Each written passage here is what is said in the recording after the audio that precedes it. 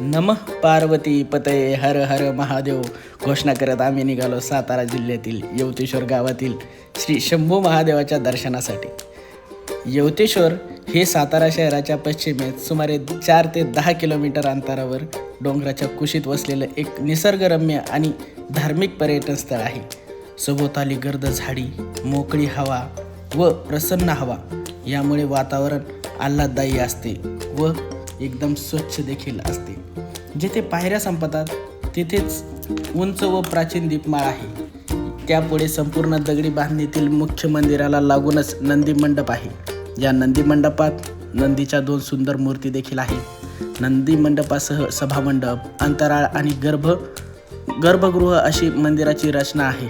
येथील सभामंडप व अंतराळात असणाऱ्या दगडी स्तंभावर विशेष कोरीवकाम दिसत नाही। गर्भगृहाच्या द्वारकापट्टीवरच विविध पुष्पे कोरलेली आहेत। या द्वाराच्या उजवीकडेच गणपतीची मूर्ती आहे। गर्भगृहात असलेले शिवलिंग हे प्राचीन व स्वयंभू असल्याचे सांगितले जाते। अखंड काळ्या पाषाणातील व शिवलिंगाच्या समोरील बाजूस माता पार्वतीची देखील मूर्ती आहे।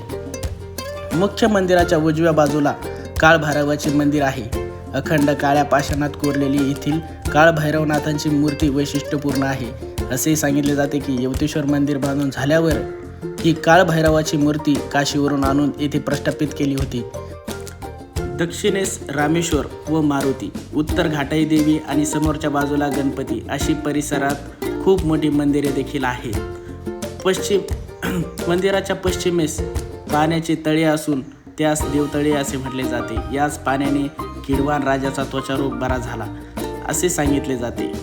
अश्विन अमावस्याला येथे मोठी यात्रा भरते। यावेळी ढोल ताशांच्या गजरात पालखी मिरवणूक निघून ती मंदिरापासून काही अंतरावर असणाऱ्या ढेरेदार आंब्याच्या झाडाजवळ जाऊन त्या झाडाचे पूजन केले जाते।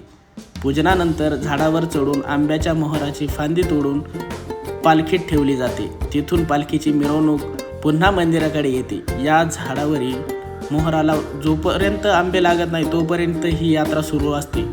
यावेळी संन्याशाला देवाचे दर्शन प्रथम देण्याची पद्धत आहे।